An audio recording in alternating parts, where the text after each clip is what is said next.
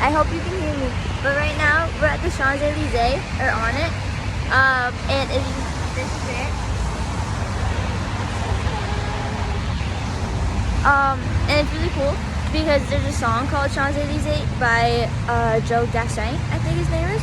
And the first lyrics are, Je me promenais sur l'avenue, cœur ouvert à l'inconnu.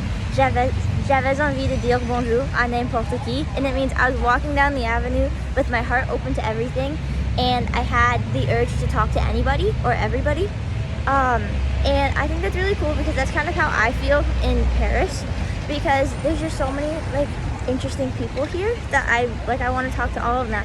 Like yesterday during the murder mystery, I was with Sarah, Ava, and Isabel, and I had to talk to a couple people in French for directions, and everyone I've talked to is so nice, and I asked somebody to take a photo for us too, and like I don't know, and like the line, my heart is open to everything,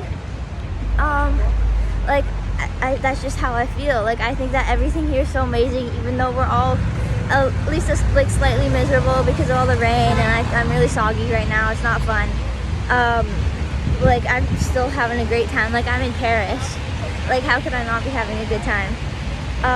And the Champs-Elysees is really cool because there's a bunch of like fancy shops and stuff. And back in the 1600s, there used to be like a bunch of palaces and like again fancy shops where all the rich people and the aristocrats came. Sorry, I have to hold my hood up, otherwise it goes like that.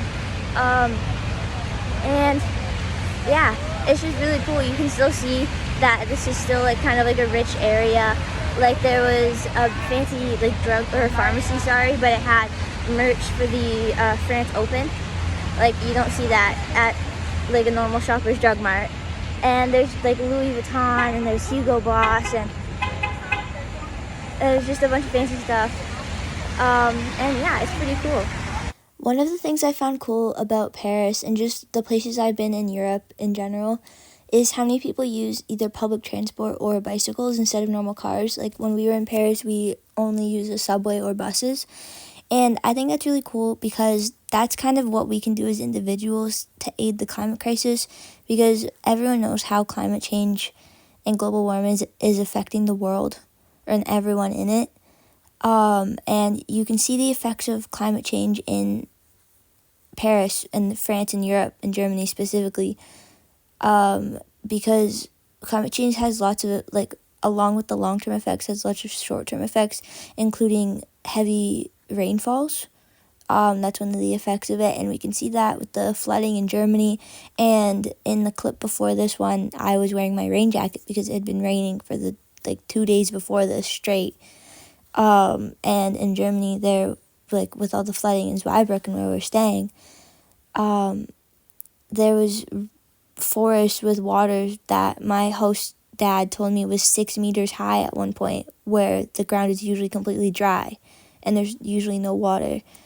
So that's kind of how global warming and climate change is affecting where we have been in Europe.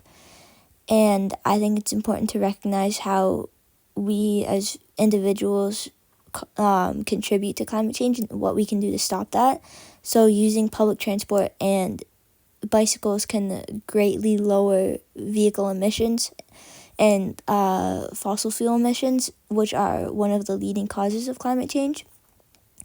So I think it's really cool that many people in Europe recognize that and are doing what they can to aid the climate crisis. Thank you.